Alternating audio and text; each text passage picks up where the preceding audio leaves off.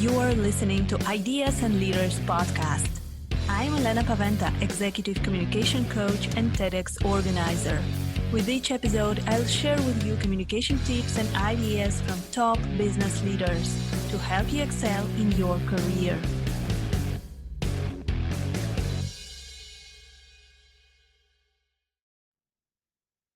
Welcome to the next episode of Ideas and Leaders podcast. Today I have a great guest. I'm speaking with Paul Epstein. He's a globally recognized keynote speaker. He is known for transforming underperforming NBA teams into top financial performers. He's helping people and organizations to unleash their full potential by focusing on leadership, on culture, and purpose. So yeah, I'm sure that it's going to be a great and insightful conversation today. Hi, Paul. It's great to have you on Ideas and Leaders. Hi there. Super fired up to be here. So, Paul, can you start by telling a little bit more about yourself? How did you get to where you are right now and why you're doing what you're doing? Absolutely. So by background, I spent 15 years in the professional sports world, but not as the player. I was the business executive. So I literally went in from a sales and business development capacity from an entry level to an executive level. 3 NBA teams, then a global agency, which landed me at the NFL league office, overseeing revenue for multiple Super Bowls. And we broke an all-time revenue record there. And then most recently, I headed up revenue for the San Francisco 49ers. And it was a really interesting ride because as I reflect back, yes, a lot of trophies were achieved. Yes, a lot of success was achieved. But the reason I'm no longer in this space, I now really took my impact on the road, is how I like to think of it, is there was a leadership offsite retreat that changed my life. I'm heading revenue for an NFL team, dream job, kid in a candy store. Nothing could be better. Nothing was broke. I had nothing to fix. And then for the first time in life and in my career, I started to understand who I was on the inside. The retreat was designed to tap into your why, your core values, and then rather than look at them as a distant North Star, how do you apply them on Monday morning? How do you connect these purposeful things to your decisions and actions? And once I got a taste of this, I always gravitated toward the people side of business. It was always the leadership and culture side that really got me fired up and going. But once I knew the transformation personally was possible, and I started to coach it out to others, which is how I became known as the why coach of the San Francisco 49ers, from that point forward, there was no turning back. And so I decided to take the leap. Many call it the Jerry Maguire-like leap out of sports. And it was by far the riskiest decision I've ever made. By far, it was the most scared I'd ever been at any fork in the road, which we could talk about how to overcome fear and risk. But those were absolutely fundamental to my story because I had to become the most confident version of myself. I had to take a courageous step and a courageous leap. And ever since then, I've been speaking, training, coaching, consulting, the exact same things that changed my life. The reasons that I'm no longer a sports executive, the reason I work with Fortune 100 companies, the reason I work with high growth startups and Shark Tank entrepreneurs, and the list goes on and on. That's the why. That's the mission, is because when I got into leadership, I had no playbook. So I decided to write one. And as a thought leader, as a speaker and author and beyond, I wanted to be a part of solution, or part of the solution, I should say, for the biggest pain points that I faced. And that's really where I'm at today. And now I'm speaking all over the globe. One book, bestseller, second book, a couple months away from the point we're recording this.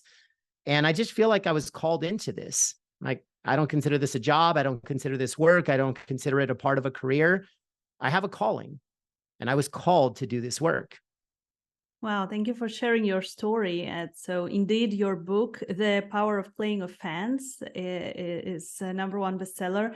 And I would really love to ask you about your book and what is your opinion and what is your theory of leadership that you shared in this book. So what is important in your opinion? What is the most important thing for leaders to understand, and for organizations also to understand about leadership? Absolutely. So I'll share one thought about leadership and then another thought about culture. So leadership, if you look it up in a dictionary, you pull out a Webster dictionary, you look up leadership. Everybody talks about it like it has something to do with rank, role, title, authority. And if that's the case, then that means if I look at an org chart or I look at the world, 10% of us are leaders and 90% are followers. And that never landed well with me because I knew what it was like before I had the position of leadership. And I always felt like I was a leader in life. But that's not how business and work talk about it. They think you need a title. They think you need a position. They think you need a promotion. So I was on a mission to democratize leadership because when I ask people all over the globe, I ask them a very simple question. Think of the greatest leader that you've ever had, personally or professionally, in any walk of life. Maybe it's a parent. Maybe it's a coach. Maybe it's a mentor. Maybe it is a business partner. Who is that person? And why did you just think of them? And so I'm literally talking to the listeners right now. Think of the greatest leader that you've ever had. Why did you just think of that person? What did they do? And when I do these exercises and workshops in front of massive audiences, I start to write down their responses. And I hear things like listen, care, compassion, challenge. And I could keep going, but 90%, close to 100% of the responses I get have nothing to do with rank, role, title, authority. So in my opinion, we're misdefining leadership. We think leadership means you have a certain title or role. But then when you think of the greatest leader you've ever had, the reason you think of them had nothing to do with their rank, role, title, authority. They essentially led themselves before they led others. You would have never thought of them as the greatest leader you've ever had if they weren't effective at leading themselves. So before we lead others, we must first lead ourselves. You don't need a title to lead yourself. And this is why I wrote the playbook, because I believe that 100% of humanity and of society and of business and of work, everybody can be a leader of self. And that's where true leadership starts. So that's my unique perspective on leadership. As far as culture, I used to think that culture was top down. I thought, show me a great C-suite, I'll show you a great culture. Give me a toxic C-suite, and I'll give you a toxic culture. But then I do consulting for one of the top airlines in the world. They've got 120,000 employees and about 6,000 positional leaders. So I do workshops with all 6,000 over the course of about a year or two. And people that knew I was doing work with them, they asked me, so Paul, what's the culture of the airline like? And instead of just giving them a generic response, I said, well, I don't know. Who's the leader? What department? What location? What floor of the building? That's the culture. Because when I visited them, floor 5, they were high-fiving and giving bear hugs. Floor 6, shh, watch out, boss is around the corner. It was a massively different environment. It was an environment of fear. And this wasn't just the same company in floor 5 and 6. It was the same department, just a different floor of the building. And that's when I realized all culture is local. Because floor 5 was warm and green and cozy. Floor 6 was frigid and cold. Same department in the same organization, different weather system. So every single culture has infinite microclimates. And I believe that each person has their own weather system. So when you and I walk in a room, we either warm it up or we cool it off. The question is, are we aware of our own temperature? And when we're aware, and so is the person to our left and right, and we intentionally try to warm up the room, that's how culture scales. And that's how I coach culture. That's how I coach leadership. It all starts with ownership at the individual level. Wow, thank you for sharing your perspective. Indeed, it all starts with ourselves, with the self-leadership, and I totally agree with you. So how would you usually work with a person who wants to develop as a business leader? So we have our listeners, our business leaders, our entrepreneurs, and what would you recommend to start doing or stop doing in order to become a better leader? Yeah, I love this one. So I have a firm belief that we should be more driven by standards than goals. So in business, a lot of metrics, a lot of KPIs, a lot of numbers, they're all goals. And a lot of them are arbitrary. And so sometimes we hit a goal, sometimes we don't. But what happens is we get obsessed with a goal, and then we measure whether we feel successful or not based on whether we hit the goal or not. But standards are a little bit different. Standards are the way that we hold ourselves accountable from a behavioral level each and every day. And this is how, as an example, you can live, eat, breathe your values. Values could just be words on the wall. But if you take action on your values, those are your standards. So if a standard is excellence in everything I do or excellence in everything we do, and you define examples of what it looks like behaviorally through your decisions and actions to be excellent. And if you don't do those things every single day, consistently, repeatedly, that's somebody that is going to be a leader of excellence. They will have a team that holds themselves to a standard of excellence. They will lead an organization that is known in the marketplace as one of excellence because they took the time to define what excellence means. They made it accessible to every member of their team by making it behavioral. And by the way, these things we've talked about are all connected. Those things that great leaders do, if you were to think of 5 to 10 things that great leaders do, and you thought of the greatest leader you've ever had, and you picked some or all of those thoughts or words, and those became your standards, and if you executed on those every day, you literally have no choice but to win in the long game. I think what happens is we become too obsessed with goals, and then we have blinders on to the standards that will achieve the goals. So I'm a sports guy. I'll give you an analogy. There's 2 types of coaches in sports. There's a coach that says, win at all costs. And then there's a different coach that says, the score will take care of itself. Meaning, if we do all the right things, we will win more games than we lose, but they're more process-driven. They do the things that are a little less sexy, the day-to-day things that nobody sees because it's going to happen behind closed doors or in the unseen hours, but they're going to win the game of standards. I'll make this one personal, and then I'll kick it back to you, Elena. But I think of my business. So my business just to lead with the result, because oftentimes people, unless you tell them that it's actually working, they pay less attention to it. So I'll just throw out a statistic that's factual. Mid-April of this year, I'd already achieved the revenue and the results that I did in all of last calendar year. So in a 3.5 month window. So let me just lead with that to say, here's why. Here's what I did last December in order to lead to this change in results. I call them impact seeds. My strongest core values. I'm talking to leaders out there. Pick a value. For me, impact is what gets me out of bed. And I said, if I can plant 5 impact seeds a day. An impact seed is a new or existing relationship that I either want to build or enhance the relationship. It could be a phone call, a text, an email, but I am planting 5 impact seeds a day, no days off. That was my standard. Now I still had a revenue goal, and that is a metric, and that is a number. And last year and every year before, I held myself accountable to a revenue goal. And sometimes you hit them, sometimes you don't. In sports, we hit our revenue goals 14 out of 15 years. So I'm accustomed to hitting it, but I also understand the dangers and the pitfalls of becoming too obsessed with this arbitrary number. That's a goal.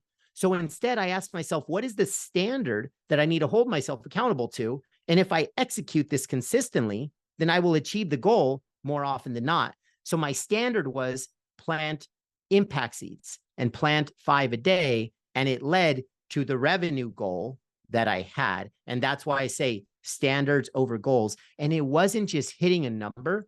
I've never been happier. I've never been more fulfilled. I've never felt more alive. I now feel like there's this just radiant level of living with purpose, on purpose. Like I'm hyper aware, hyper intentional. And all of these things are happening because I'm being true to my strongest core value of impact. I created a process around it, and that process is my standard. Wow. First of all, congratulations on a great business result. So we have to know our values and to come up with our standards, our actions based on this value. So what do we need to do every day or every week consistently to achieve this, right? Yes, and exactly. And a lot of times when I'm being brought into an organization, whether as a speaker, consultant, and beyond, I'm brought in, I'm known as the confidence guy. And it all ties to what you just said. You just teed it up perfectly. My formula for building unshakable confidence. So if you're listening and you say, I want to become the most confident version of myself, here's the formula. Confidence equals values times action. The multiplication is the consistency by which you do it. So show me a person that consistently acts on their values. I will show you a confident person, period, point blank. The challenge is a lot of folks out there don't know the core value, or they have a blinder onto the value, or if they know the value, they're not consistently taking action on it. So the equation, the formula for building that confidence, because confidence is a dimmer switch. It's not a light switch. It's not an on off. It goes up, it comes down. Life is difficult and challenging. So none of us are superhuman. My dimmer switch goes up and down, even though I coach it and teach it. We're all human, but I stay pretty high because I've developed standards and processes to consistently act on my values. And that's how I became the most confident version of myself. Yeah, but also maybe they don't have enough confidence to do the actions. Sometimes it is it goes the other way around, and we don't have confidence, for example, to do the sales calls or to show up online, for example, and do marketing activities. Yeah, and there's a process for that too. So I love that you said that. If you're struggling right now with saying, hey, I know what I need to do, or I have a good idea, but for whatever reason, I'm not doing it. Cool. Again, I'm not here to judge. We're all human. Here's a quick journaling exercise that would take you 2 minutes a week, and it would solve for that problem. You choose the value, whatever your strongest core value is, and you commit to this same value for 4 consecutive weeks. You would journal 4 consecutive weeks, 2 minutes per. So I'm asking for a 10-minute commitment in an entire month. And it's as simple as this. I will live my value of blank by blank. The first blank is your value. The second blank is an action. So I'll give a few examples. Joy. If joy is your value, I will live my value of joy by cooking my favorite meal. So it could be something personal and very light. What about, let's raise the stakes, courage. I will live my value of courage by having that challenging conversation that I've been putting off. You're not having that conversation because Paul said. You're having the conversation because courage is a core value. And if you do this for 4 consecutive weeks, I'm specific with the 4, you read any material, any research on habits, typically they form in 3 to 4 weeks. So if we only do this for 1 to 2 weeks, this is why a lot of New Year's resolutions fail. We don't do it long enough, and we don't have a process or system, like in this case, journaling. So for 4 consecutive weeks, for a couple minutes, you said, I will live my value of blank, fill in the value, by blank, fill in the action. It will become muscle memory. You will internalize it. It will become a habit, a permanent habit, if you do this for 4 consecutive weeks. So then, to your point, making that sales call, you're not doing it because Elena said or Paul said. You're doing it because it's your value. Whatever value urged you to take action, to pick up the call, whatever it is, all you're doing now is being true to who you are on your best day. And that's a much more motivating thought than, let me pick up a call because my boss said, let me pick up a call because I need the commission. No, pick up the call because it's the action you decided to take, because that action is connected to your strongest core value, and you got to be true to yourself.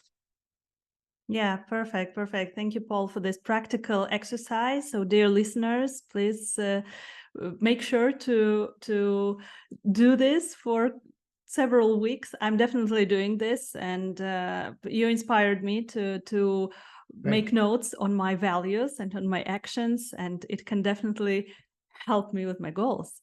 So, Paul, I wanted to ask you about your book that is coming up, because you're writing a book, Better Decisions Faster.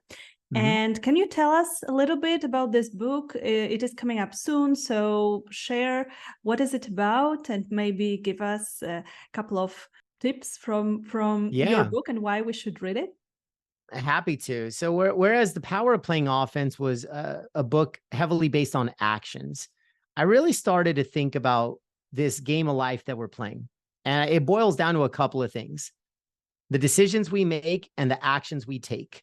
So show me the quality of your decisions, I will show you the quality of your life.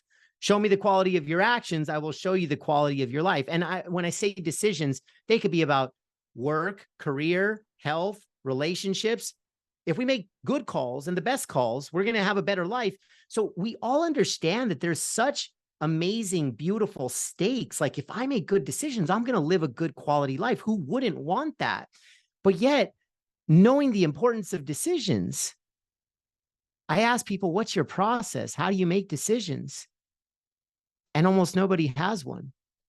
We just kind of go with gut, or we have some logic-based process, and there's this nuance. Or some people, it's very random. And think about that. Let's detach from decisions for just a second. If I told you, Elena, there's going to be one thing that if you could be great at this one thing, you will have a higher quality life. Are you committed to being better at it and creating a process and system so you can be even better at it? You would say, hell yeah, of course I would. So decision-making is that thing, yet nobody has a process. It's kind of crazy. So I wrote a book to say, not only, yes, let's make better decisions faster, because here's what I know to be true. I know decision fatigue for entrepreneurs and leaders is real. I know decision overwhelm is real. I know paralysis by analysis is real. And I know when we feel all those things and you're also stressed or anxious, which we all are at different points, then we make the worst possible decision of them all, which is indecision. We do nothing. We stay frozen and paralyzed at these forks in the road, and nobody wins there. So I wrote a book to give people unshakable confidence at their most critical forks in the road of life. And so I have a process. Speaking of the solution, I didn't just say, hey, you should create a process. I wanted to go through years of application and auditing of my past. I wanted to work with private clients. I want to work with teams and organizations to stress test this process that is in the book. And the process is called the head, heart, hands equation. So I'll give you the 30 to 60-second masterclass on the equation. And if you're listening right now, to make this as personally relevant as possible, think of a decision you're currently struggling with. Something that you don't know what to do, you don't know what your next move is, and it's a challenging fork in the road that you're facing right now. So keep that in your mind as I unveil the head, heart, hands equation. So the equation itself is head plus heart equals hands. By definition, head is your mindset, heart is your authenticity, and hands are your actions. So head plus heart equals hands. When deciding whether to use your hands, whether to take action, there's two checkpoints, your head and your heart. And the head question is, do I think this is a good idea? The heart question is, do I feel it's a good idea? So the head check-in, heart check-in. When they are both on board, when you answer, yes, I think it's a good idea, I feel it's a good idea, that is a green light to take action. Just like a traffic signal as you're driving, green, yellow, and red exist. Green is when your head and your heart are on board. Red is when neither your head nor your heart is on board. And yellow is when one of the two is on board. So I wrote the book to attract more green lights into your life, head and heart fully ignited. I also wrote it to create awareness around the red lights that we've unconsciously been running. No more running red lights, because what happens is all the struggles that are around us as humans in the world. I'm stressed, I'm burned out, I'm stuck, I'm fatigued, I'm lost, I don't know where to go, I'm not happy, I'm not fulfilled. All these pain points are not byproducts of running one red light. They're byproducts of running red lights for 6, 12, 24, 36, 48 months. And then you wonder, how did I get here? How did I end up in such a dark place? Unconsciously, we weren't checking in with our head and our heart. We were just drifting on default instead of living and making decisions by design. So we want more green. Now that we're aware, we stop running reds, and yellows are the trickier calls. Yellow is a very messy middle. And for that, we're going to have to read the book. I literally wrote the book largely to help people navigate and conquer the messy middle of yellow. Yes, more green, stop running reds, Here's the playbook for how to navigate the yellows. Great. I'm really interested now in reading this book, Better Decisions Faster. So I definitely felt this when you were speaking about indecision, because this is something that I do very often. I don't know which decision to make, and I just don't do anything. It is awful. So we really need to fix this. So thank you very much for writing this book. And I also know that you have the confidence quiz that you can offer our listeners. So can you tell us a little bit more about this? Where can we find it, and what does it offer? Absolutely. So everything can be found on my website, which is paulepsteinspeaks.com. And right there across the top, you'll see confidence quiz. It takes 5 minutes. It gives you a score of your current confidence rating of 1 to 100. And then more importantly, because again, this is a dimmer switch. Confidence goes up, it comes down. We really have to stay on top of it. Where we send you the result of your 1 to 100 confidence score, you'll also get a free PDF that's 12 keys to unshakable confidence. And what these are, this is everything I just described. How do you attract more green lights into your life? Head and heart fully on board. How do you stop running reds? How do you navigate that messy middle of yellow? Because to make better decisions faster, to use the head, heart, hands equation, you can only optimize it if you are in a confident zone. And so that's why I really felt like if we can help others as leaders, as entrepreneurs, we all know we're all growing, we're all developing every day. None of us are finished products. And I'm talking to everybody out there right now that's an entrepreneur or leader. We have so much weight that's on our shoulders. I've been in your shoes. I'm still in those shoes. I'm talking to you from the same trenches. And I'm telling you right now that a lot of the problems we think we have in business, well, I've got a people problem, a recruiting problem, a retention problem, an engagement problem. I've got a leadership problem. I've got a culture problem. What we really have is a confidence problem, because the stats show 85% of leaders lack confidence in their team. 76% of people lack confidence in their leader. And then again, the number 85% of people lack confidence in the mirror. And so until we can overcome these confidence gaps, we can't run an optimal organization. We can't show up at our best as a leader, as a business owner, as a founder. We can't. So what I'm on a mission to do now is to close our confidence gaps. And I believe that taking this quiz is the first step. So again, you can get it at paulepsteinspeaks.com, right there in the main nav bar at the top, confidence quiz. It's a free gift from me to your entire community. Perfect. Thank you so much for this gift. We will definitely put the link in the show notes so that our listeners can immediately jump there. If our listeners want to connect with you, to learn more about you, where can we find you? Absolutely. So website is the exact same, paulepsteinspeaks.com. And from a social level, LinkedIn and Instagram is where I'm most active. But anything and everything you need, paulepsteinspeaks.com. That is the hub of all things speaking, training, and beyond. Perfect. Thank you. Thank you so much, Paul, for being on Ideas and Leaders. It was a great conversation. Thank you for all the practical tips and exercises for our listeners. It was really a pleasure talking to you. Oh, pleasure was all mine. Thank you so much for having me on. Thank you for listening to Ideas and Leaders podcast. Did you enjoy this episode? Let me know that you listened by tagging me in your LinkedIn profile and using a hashtag Ideas and Leaders. See you in the next episode.